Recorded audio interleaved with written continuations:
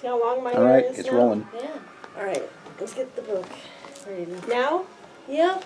Little House in the Big Woods. Once upon a time, 60 years ago, a little girl lived in the big woods of Wisconsin in a little gray house made of logs. The great dark trees of the big woods stood all around the house, and beyond them were other trees, and beyond them were more trees.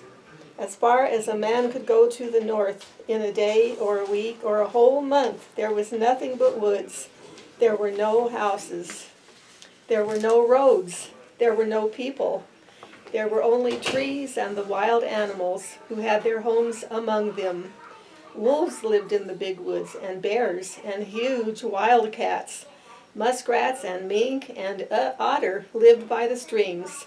Foxes had dens in the hills, and deer roamed everywhere.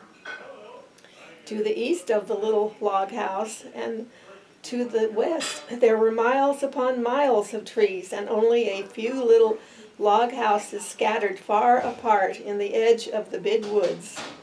So far as the little girl could see, there was only the one little house where she lived with her father and mother, her sister Mary, and baby sister Carrie. A wagon track ran before the house, turning and twisting out of sight in the woods where the wild animals lived, but the little girl did not know where it went, nor what might be at the end of it. The little girl was named Laura, and she called her father Pa and her mother Ma.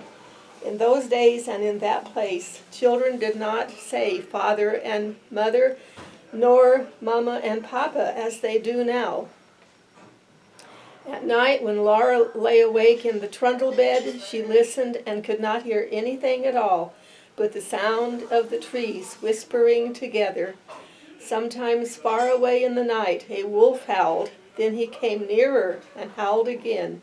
It was a scary sound. Laura knew that wolves would eat little girls, but she was safe inside the solid log walls.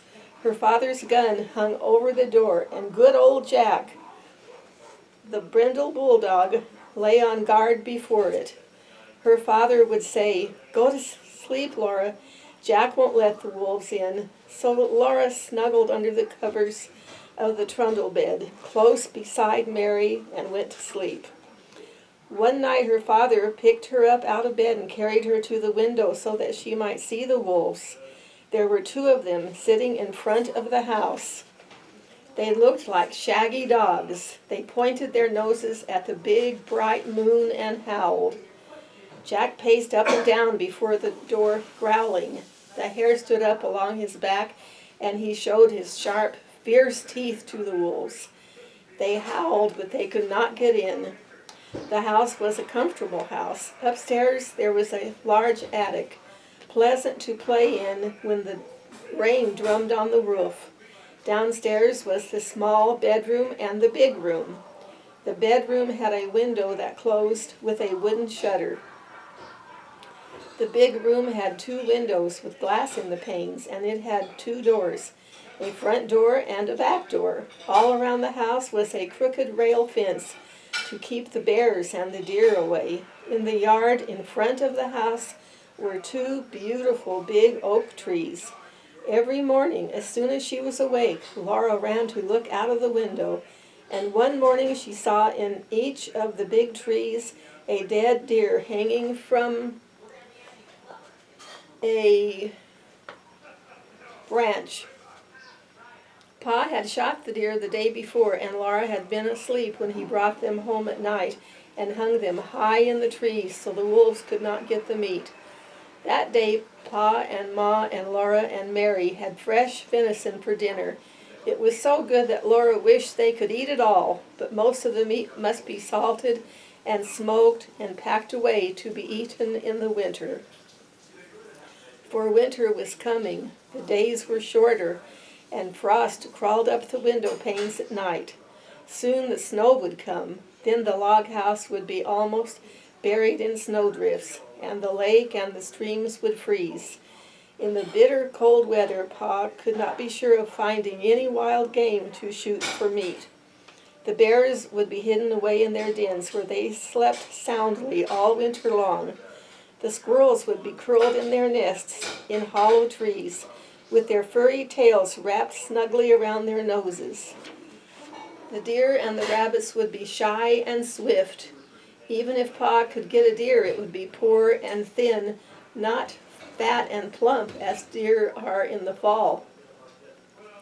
Pa might hunt alone all day in the bitter cold, in the big woods covered with snow, and come home at night with nothing for Ma and Mary and Laura to eat. So as much food as possible must be stored away in the little house before winter came. Pa skinned the deer carefully and salted and stretched the hides, for he would make soft leather of them. Then he cut up the meat and sprinkled salt over the pieces as he laid them on a board.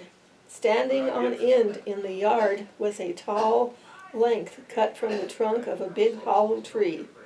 Pa had driven nails inside as far as he could reach from each end. Then he stood it up, put a little roof over the top, and cut a little door on one side near the bottom. On the piece that he cut out, he fastened leather hinges. Then he fitted it into place, and that was the little door with the bark still on it. After the deer meat had been salted several days, Pa cut a hole near the end of each piece and put a string through it. Laura watched him do this, and then she watched him hang the meat on the nails in the hollow log. He reached up through the little door and hung meat on the nails, as far up as he could reach. Then he put a ladder against the log, climbed up to the top, moved the roof to one side, and reached down inside to hang meat on those nails.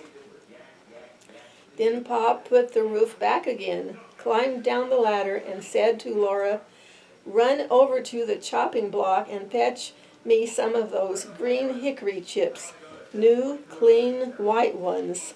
So Laura ran to the block where Pa chopped wood and filled her apron with the fresh, sweet-smelling chips.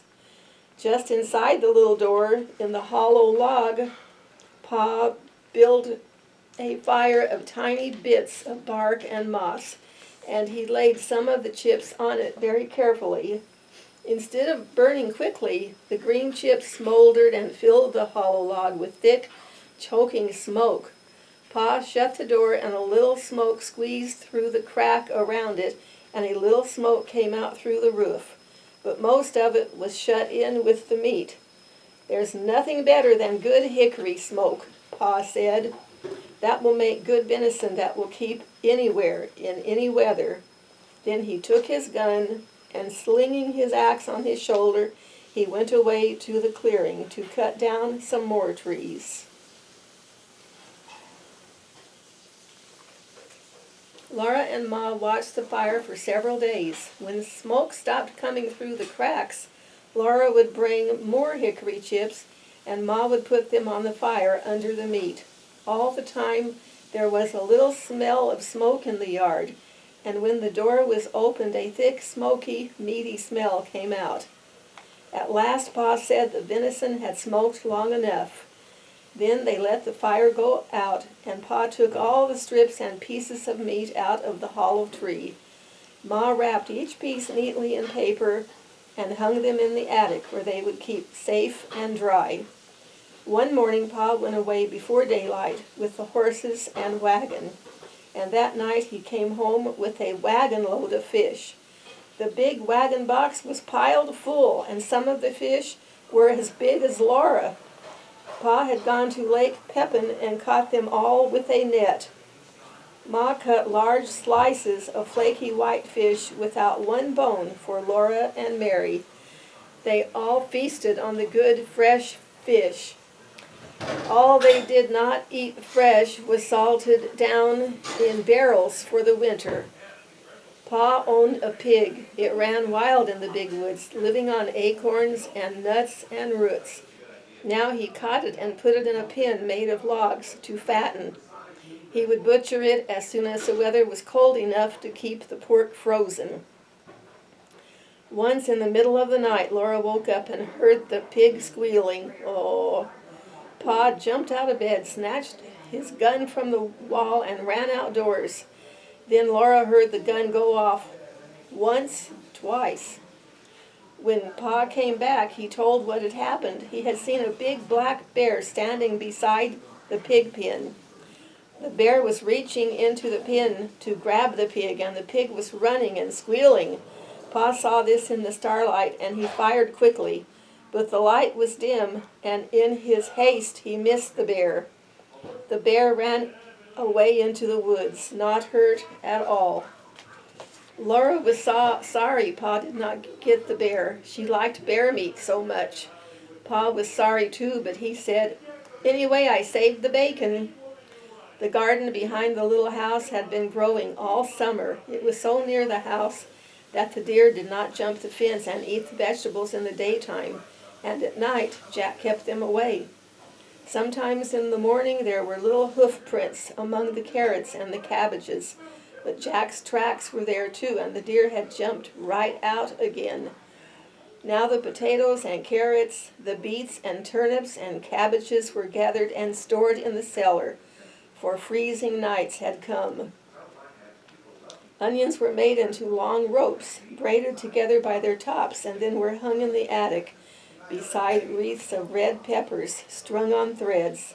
The pumpkins and the squashes were piled in orange and yellow and green heaps in the attic's corners. The barrels of salted fish were in the pantry, and yellow cheeses were stacked on the pantry shelves. Then one day Uncle Henry came riding out of the big woods. He had come to help Pa butcher. Ma's big butcher knife was already sharpened, and Uncle Henry had brought Aunt Polly's butcher knife. Near the pig pen, Pa and Uncle Henry built a bonfire and heated a great kettle of water over it. When the water was boiling, they went to kill the hog. Then Laura ran and hid her head on the bed and stopped her ears with her fingers so she could not hear the hog squeal. "It doesn't hurt him, Laura," Pa said. "We do it so quickly." But she did not want to hear him squeal. In a minute she took one finger cautiously out of an ear and listened. The hog had stopped squealing. After that, butchering time was great fun. Whoops. Did you actually skip one?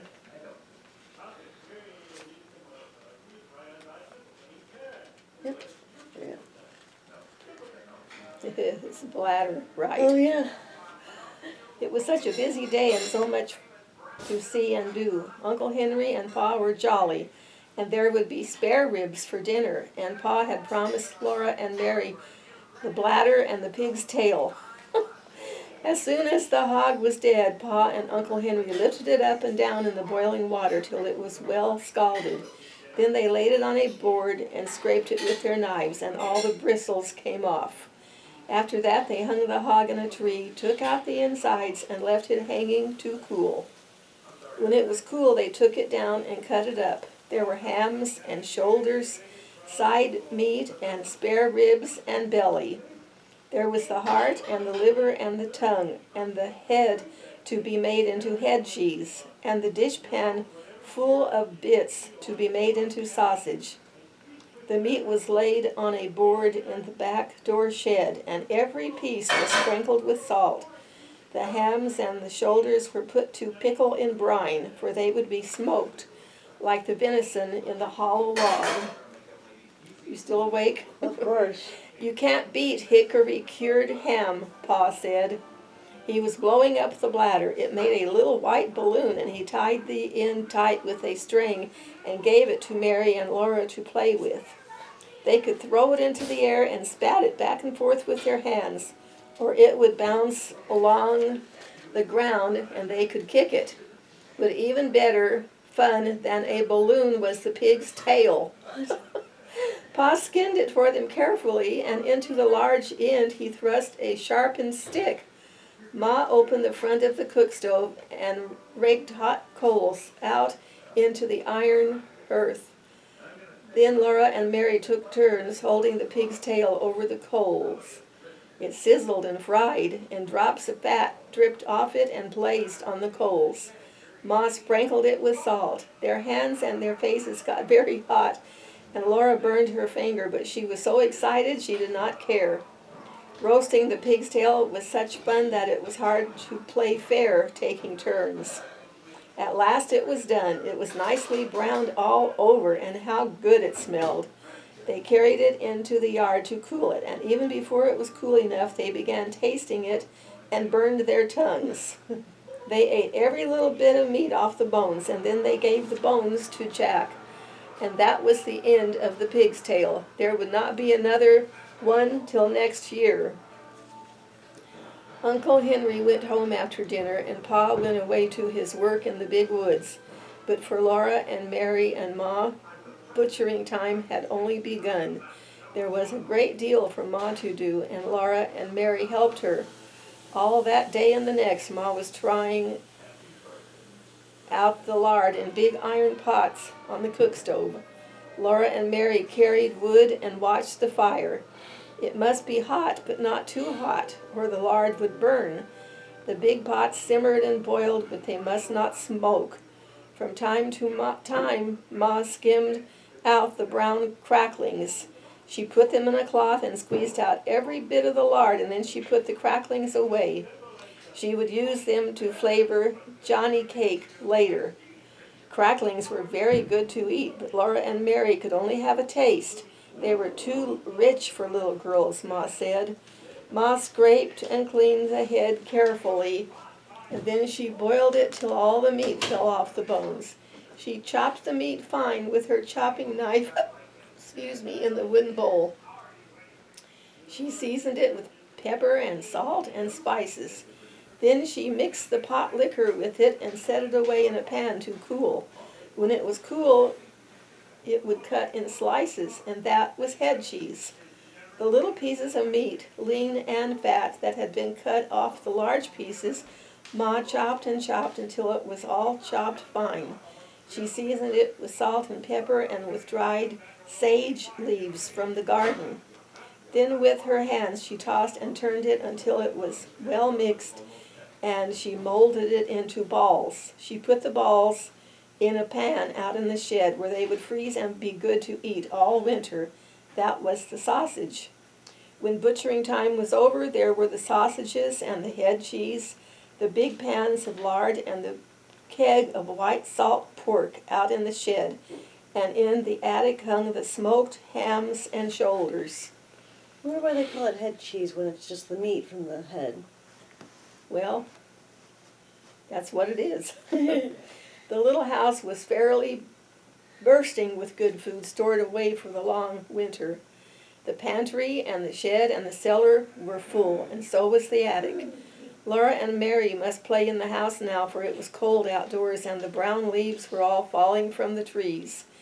The fire in the cook stove never went out. At night, Pa banked it with ashes to keep the coals alive till morning. The attic was a lovely place to play. What's that noise? I don't know. The large, round, colored pumpkins made beautiful chairs and tables. The red peppers and the onions dangled overhead. The hams and the venison hung in their paper wrappings, and all the branches of dried herbs, the spicy herbs for cooking and the bitter herbs for medicine, gave the place a dusty, spicy smell. That's not that thing, is it? No, it's not. It's coming from over there.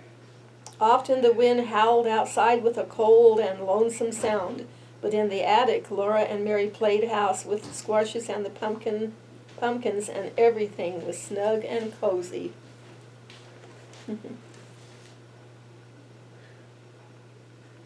Mary was bigger than Laura, and she had a rag doll named Nettie. Laura had only a corn cob wrapped in a handkerchief, but it was a good doll. It was named Susan. It wasn't Susan's fault that she was only a corn cob. I don't know why their mother didn't make another rag doll. Susan's fault that she was only a corn cob. Sometimes Mary let Laura hold Nettie, but she did it only when Susan couldn't see. The best times of all were at night. After supper, Pa brought his traps in from the shed to grease them by the fire. He rubbed them bright and greased the hinges of the jaws and the springs of the pans with a feather dipped in bear's grease. There were small traps and middle-sized traps and great bear traps with teeth in their jaws that Pa said would break a man's leg if they shut onto it. While he greased the traps, Pa told Laura and Mary little jokes and stories, and afterward he would play his fiddle. The doors and windows were tightly shut, and the cracks of the window frame stuffed with cloth to keep out the cold. But Black Susan the cat came and went as she pleased, day and night, through the swinging door of the cat hole in the bottom of the front door. She always went very quickly so the door would not catch her tail when it fell shut behind her. One night when Pa was greasing the traps, he watched Black Susan come in, and he said, "There was once a man who had 2 cats, a big cat and a little cat." Laura and Mary ran to lean on his knees and hear the rest. "He had 2 cats," Pa repeated, "a big cat and a little cat. So he made a cat hole in his door for the big cat, and then he made a little cat hole. A little cat. How dumb." There Pa stopped. "But why wouldn't the little cat?" Mary began. "Because the big cat wouldn't let it," Laura interrupted. "Laura, that is very rude. You must never interrupt," said Pa. "But I see," he said, "that either one of you has more sense than the man who cut the 2 cat holes in his door." Then he laid away the traps, and he took his fiddle out of its box and began to play. That was the best time of all. It is. Winter days and winter nights. There's a bear. The first snow came in the bitter cold. Every morning Pa took his gun and his traps and was gone all day in the big woods, setting the small traps for muskrats and mink along the creeks, the middle-sized traps for foxes and wolves in the woods. He set out the big bear traps, hoping to get a fat bear before they all went into their dens for the winter. One morning he came back, took the horses and sled, and hurried away again. He had shot a bear. Laura and Mary jumped up and down and clapped their hands. They were so glad. Mary shouted, "I want the drumstick! I want the drumstick!" Mary did not know how big a bear's drumstick is. When Pa came back, he had both a bear and a pig in the wagon. He had been going through the woods with a big bear trap in his hands and the gun on his shoulder when he walked around a big pine tree covered with snow, and the bear was behind the tree. The bear had just killed the pig and was picking it up to eat it.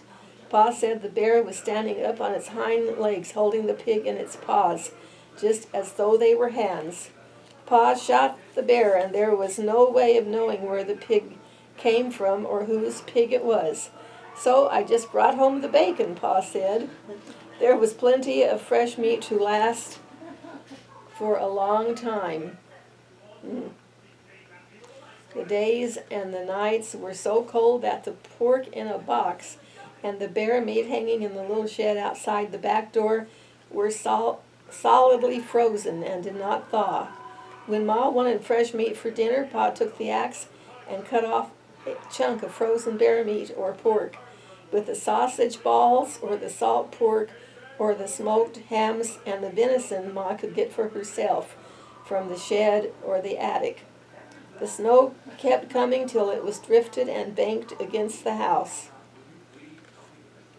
In the mornings, the window panes were covered with frost in beautiful pictures of trees and flowers and fairies. Ma said that Jack Frost came in the night and made the pictures while everyone was asleep. Laura thought that Jack Frost was a little man all snowy white, wearing a glittering white pointed cap and soft white knee boots made of deerskin. His coat was white and his mittens were white, and he did not carry a gun on his back, but in his hands he had shining, sharp tools with which he carved the pictures. Laura and Mary were allowed to take Ma's thimble and make pretty patterns of circles in the frost on the glass, but they never spoiled the pictures that Jack Frost had made in the night. When they put their mouths close to the pane and blew their breath on it, The white frost melted and ran in drops down the glass. Then they could see the drifts of snow outdoors, and the great trees standing bare and black, making thin blue shadows on the white snow. Laura and Mary helped Ma with the work. Every morning there were the dishes to wipe. Mary wiped more of them than Laura because she was bigger, but Laura always wiped carefully her own little cup and plate. By the time the dishes were all wiped and set away, the trundle bed was aired. Then, standing one on each side, Laura and Mary straightened the covers, tucked them in well at the foot and the sides, plumped up the pillows, and put them in place. Then Ma pushed the trundle bed into its place under the big bed. After this was done, where's that sound again? Ma began the work that belonged to that day. Each day had its own proper work. Ma used to say, wash on Monday, iron on Tuesday, mend on Wednesday, churn on Thursday, clean on Friday, bake on Saturday, rest on Sunday. Laura liked the churning and the baking days best of all the week. In winter the cream was not yellow as it was in summer, and butter churned from it was white and not so pretty.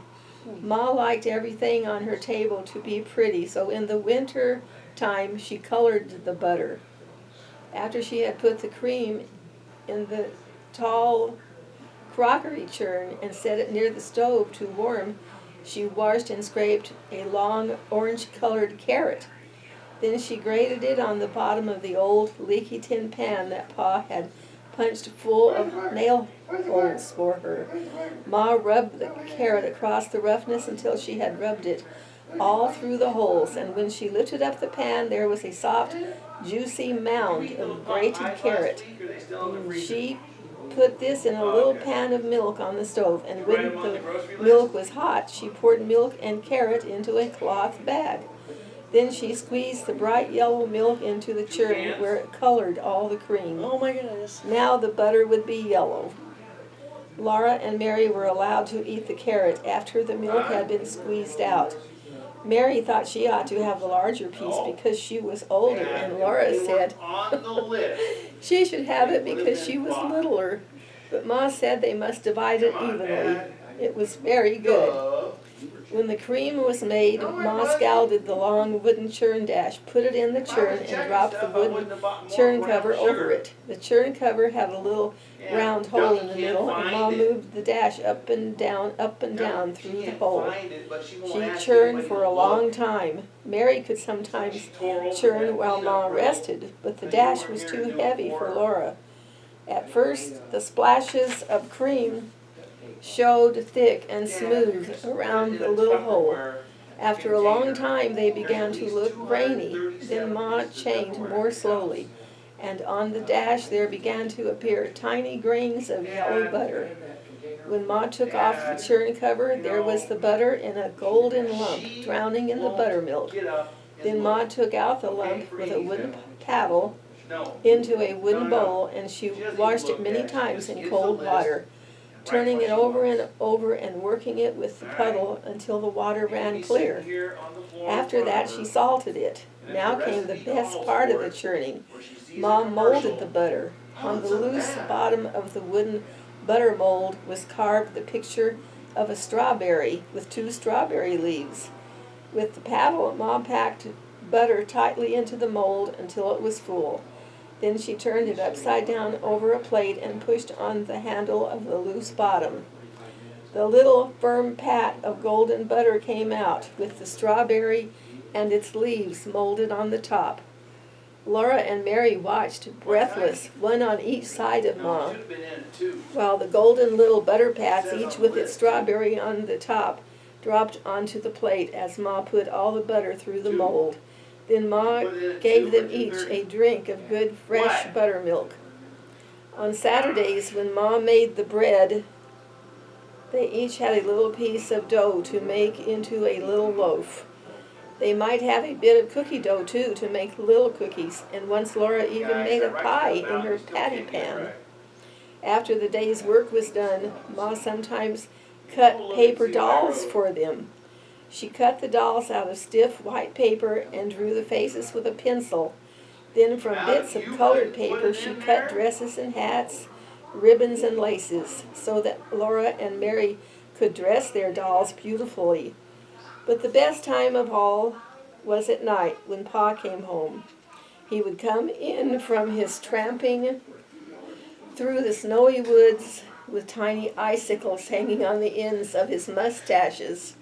He would hang his gun on the wall over the door, throw off his fur cap and coat and mittens, and call, "Where's my little half pint of sweet cider half drunk up?" That was Laura, because she was so small. Laura and Mary would run to climb on his knees and sit there while he warmed himself by the fire. Then he would put on his coat and cap and mittens again and go out to do the chores and bring in plenty of wood for the fire. It's a horrible thing. Sometimes when Pa had walked his trap lines quickly because the traps were empty, or when he had got some game sooner than usual, he would come home early. Then he would have time to play with Laura and Mary. One game they loved was called Mad Dog. Pa would run his fingers through his thick brown hair, standing it all up on end. Then he dropped on all fours and growling, he chased Laura and Mary all around the room, trying to get them cornered where they couldn't get away. They were quick at dodging and running, but once he caught them against the wood box behind the stove, they couldn't get past Pa, and there was no other way out. Then Pa growled so terribly, his hair was so wild and his eyes so fierce that it all seemed real. Mary was so frightened that she could not move. But as Pa came nearer, Laura screamed, and with a wild leap and a scramble she went over the wood box, dragging Mary with her. And at once there was no Mad Dog at all. There was only Pa standing there with his blue eyes shining, looking at Laura. "Well," he said to her, "you're only a little half pint of cider, half drunk up, but by jinks, you're as strong as a little French horse." "You shouldn't frighten the children so, Charles," Ma said. "Look how big their eyes are." Pa looked, and then he took down his fiddle. He began to play and sing.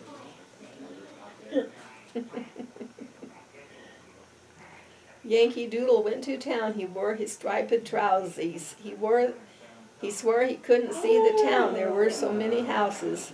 Laura and Mary forgot all about the Mad Dog, and there he saw some great big guns, big as a log of maple, and every time they turned 'em round, it took 2 yoke of cattle, and every time they fired 'em off, it took a horn of powder.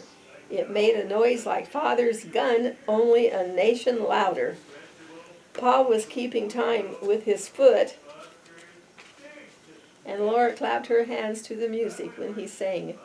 "And I'll sing Yankee Doodle Dee Doo, and I'll sing Yankee Doodle, and I'll sing Yankee Doodle Dee Doo, and I'll sing Yankee Doodle." All alone in the wild big woods and the snow and the cold, a little log house was